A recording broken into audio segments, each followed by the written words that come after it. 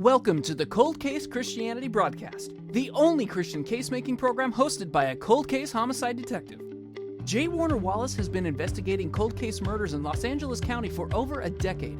His work has been featured on Fox News, Court TV, and Dateline. For more information about Jim's work and the case for Christianity, please visit coldcasechristianity.com. Now, here's your host, J. Warner Wallace. Hey, thanks for watching Cold Case Christianity. I'm J. Warner Wallace. This week we're going to talk about applying a process that we use in crime scenes, death scenes actually, to examine the case for God's existence in the universe.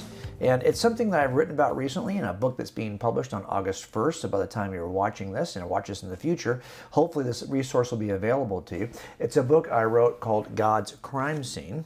And I wrote it as a companion piece to another book called Cold Case Christianity, which you may be familiar with if you've seen our show and heard me talk about these issues. God's Crime Scene is the second installment of this approach of using really a detective's perspective to examine the case for theism and the case for Christianity. Now, I will tell you that this was part of a process for me as I became a Christian. And sometimes you'll hear people say, well, you can't argue anybody into the kingdom. You can't really do apologetics really accomplish the goal that some of us as case makers think they do. Well, to be honest, it did for me.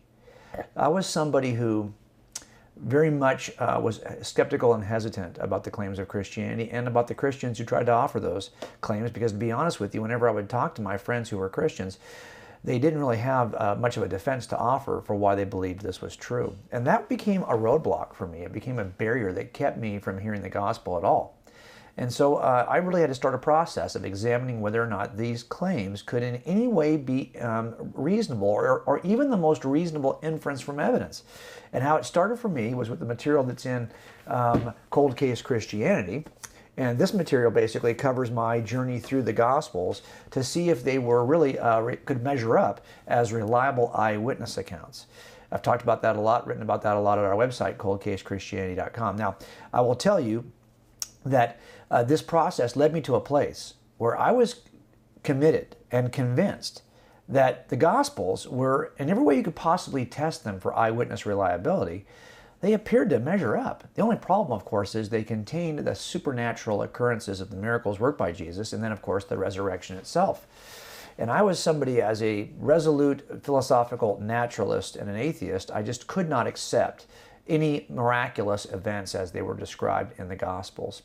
So for me, once I got to that place where I thought that every process I could possibly apply to the Gospels to see if they were reliable, once that kind of bore out and all those kind of X's were crossed and those boxes were checked, and I felt like, you know, the four things I always talk about on this show, you know, were they really there? Can they be corroborated in some way? Have they changed their story over time? Do they possess some bias? These are the things I'm looking for to see when I'm evaluating eyewitnesses. And as I did that with the Gospels, I really became convinced that these things were reliable, except when it came to the description of the miraculous, which of course is foundational to the claims of these things. So I guess I had to kind of scrap the whole project, wouldn't I? Well, that's where I stopped and said, okay, the reason why I resist just kind of accepting what the Gospels have to say is really about my commitment to philosophical naturalism, my belief that the best explanations for what we see in the universe, what we see in our daily lives, is not the invoking of a supernatural deity, but instead was simply a process of physical laws, things that we were all familiar with from science. So I began at that point to go back and look at my initial claims, my initial presuppositions, my initial foundational beliefs to see if they actually were true. What I mean is, I stopped and I went back and I asked myself, what's the evidence? And how can we examine the evidence to determine whether or not the existence of a supernatural deity is reasonable? Because that's what kept me from embracing the Gospels. If Jesus really rose from the dead and claimed to be God, well, there'd have to be such a thing as God in order for someone to make a reasonable claim about that. And I didn't think there was, so I didn't think the claims were reasonable. Of course, what if my presuppositions were wrong?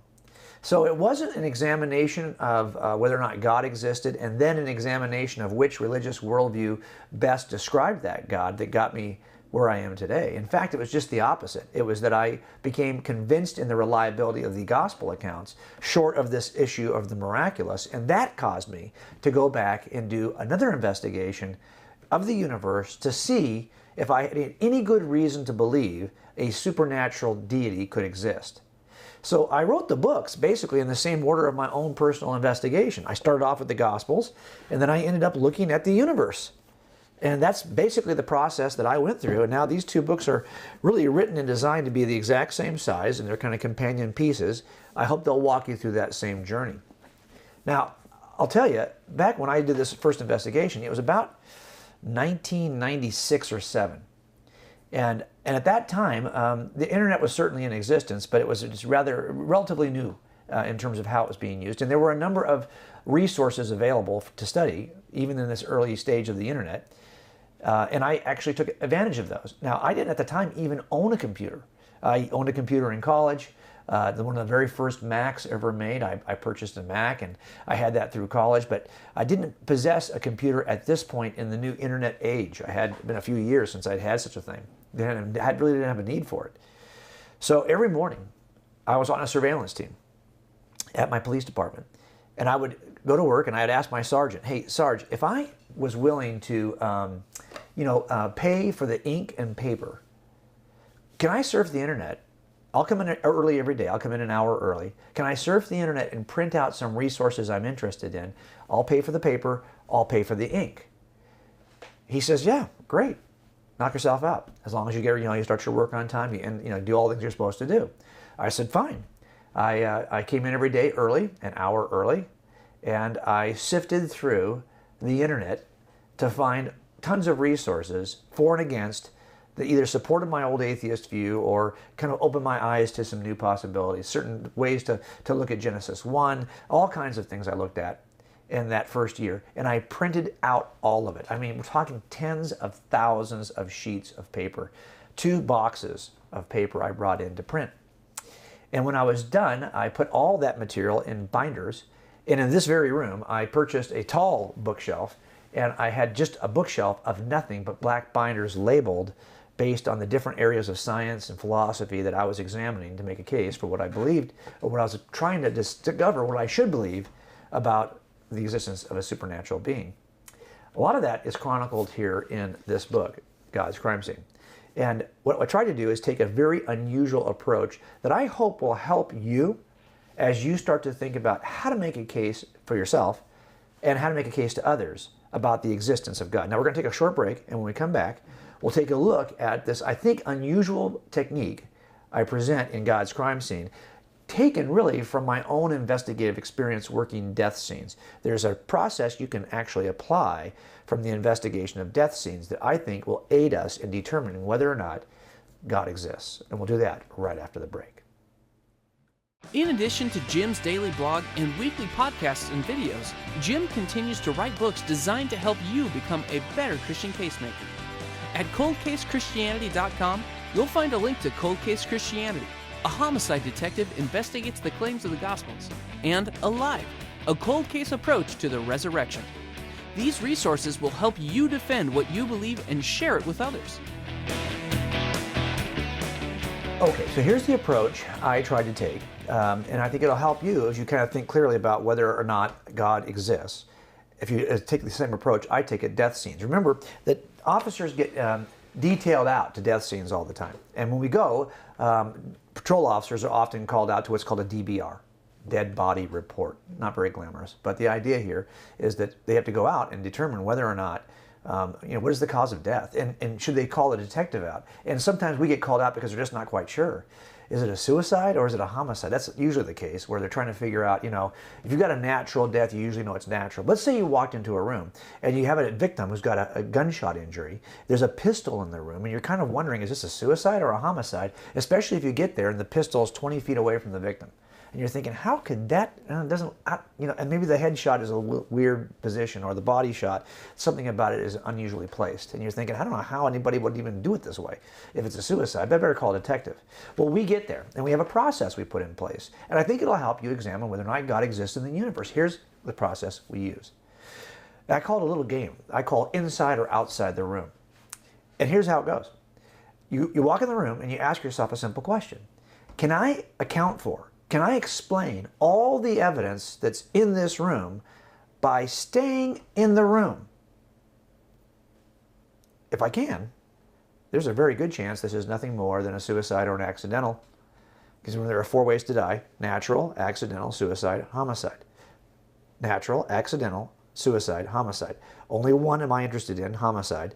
But if it's a natural, you're going to know that pretty quickly. So I'm really looking at whether this is an accidental death or a suicide. And the question here is, how would I know? Well, it's the inside, the outside game. Here's how that works. Let's say the pistol is registered to the victim, and the doors are locked from the inside, and there's no fingerprints or DNA in the room aside from those of the victim. I've got no evidence that anyone outside the room has entered into the room. I now can explain all the evidence, even the injury, all the fingerprints and DNA, and the handgun, because it's registered to the victim, by staying inside the room. I've got an accidental or a suicide. Now, let's say that that gun is not registered to the victim, and I've got DNA and fingerprints in the room to an unknown suspect, and I've even got bloody footprints that lead from the body all the way out the front door. Now things have changed. Now I cannot explain every piece of evidence I have in the room by staying in the room. Now I have to go outside the room for an explanation, and the minute I have to do that, everything shifts. Now I've got the evidence of an intruder. And this becomes a crime scene. As a matter of fact, when you have evidence of an intruder, death scenes turn into crime scenes. And we have to start working. As a matter of fact, you might say, well, gosh, you might be curious as to how somebody could kill himself, or curious as to how somebody could accidentally shoot themselves. But when you've got evidence of an intruder, your sense of curiosity has to turn into a sense of urgency. There's a difference now. We've got a short window in which to catch the bad guy. All right. This game of inside or outside the room is really pretty simple. So I thought to myself, well, couldn't I apply the same thing to the universe? If I can explain all the evidence I see in the universe by staying in the room of the universe, then some form of naturalism is going to get the entire job done. This will not be the work of an intruder if I can stay in the room to explain all the evidence. On the other hand, if I've got evidence in the room that I can best explain by stepping outside the room for an explanation, now I've got to look for an intruder. Of course, if we're talking about an intruder of the scale of the universe, we're talking about something that's rather what we would typically think of as a divine intruder, something supernatural, something all-powerful, something that we would probably give it all the attributes of God. So this game of inside or outside the room, I think, is a wholly appropriate approach to looking at the evidence in the universe. And that is exactly what I did in God's crime scene. Not to say that God is guilty of a crime, but instead that we could work the universe like a crime scene and determine whether or not the best inference from the evidence in the room, or at least that all the evidence in the room points to something outside the room. Now, let me show you a couple of illustrations to make the comparison for you, and these come right out of the book. And some of you know my background before I became a police officer at the age of 27.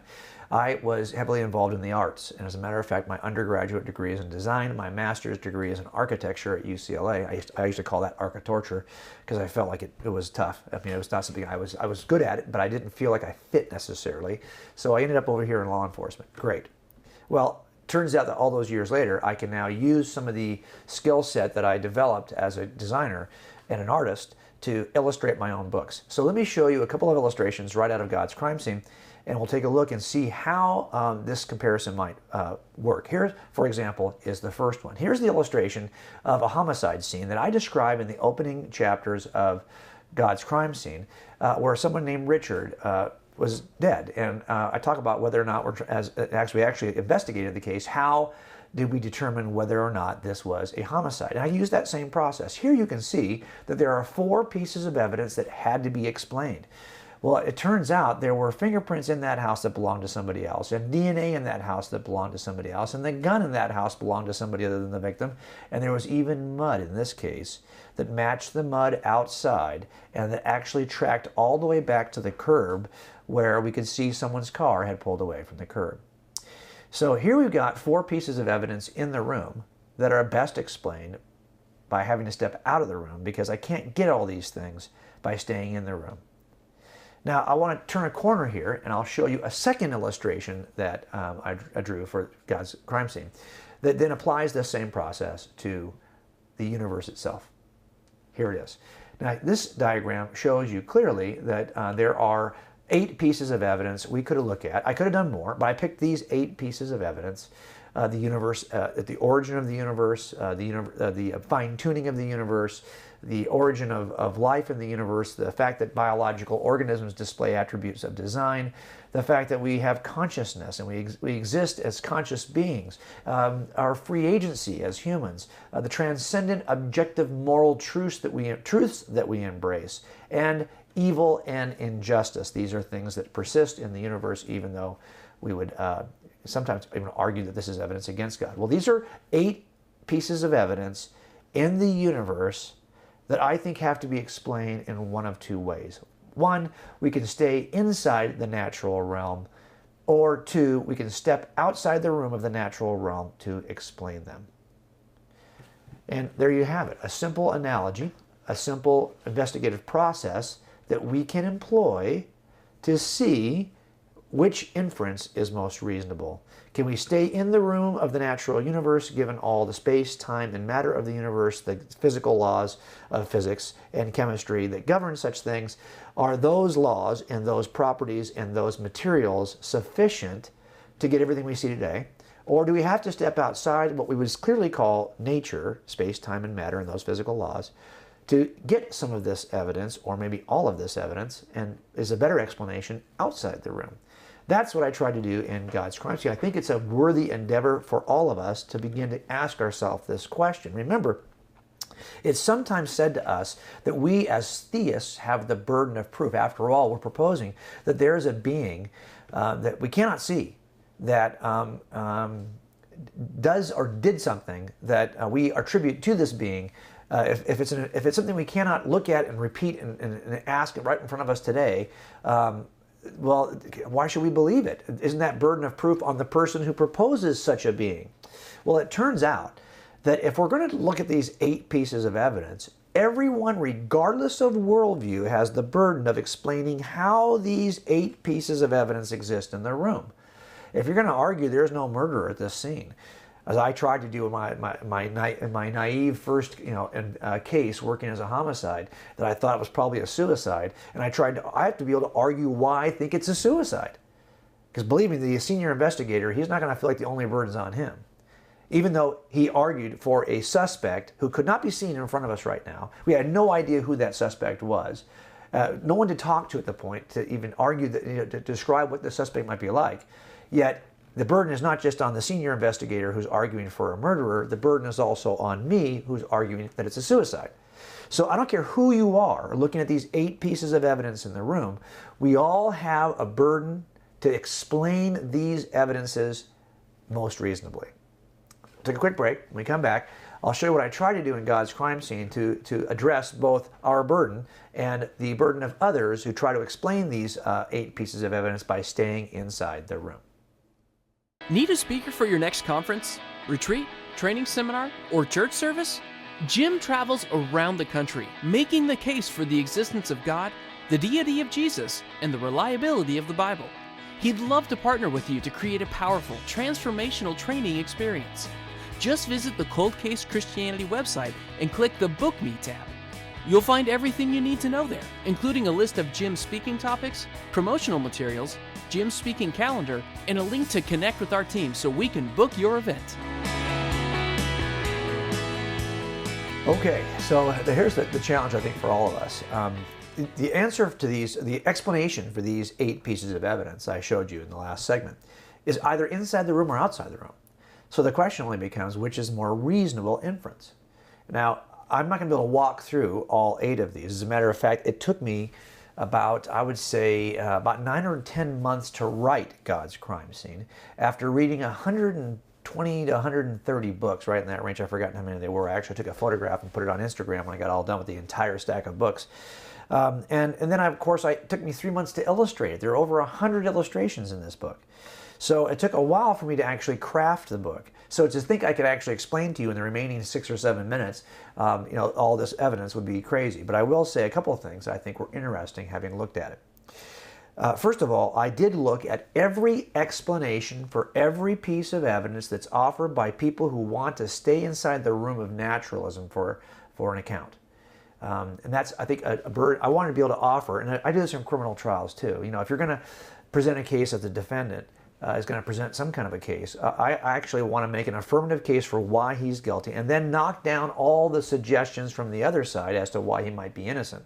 So I'm going to address both, right? Same thing is true here in God's crime scene. I've tried to give you the evidence in the room, then offer all the explanations from inside the room, show you why those don't work.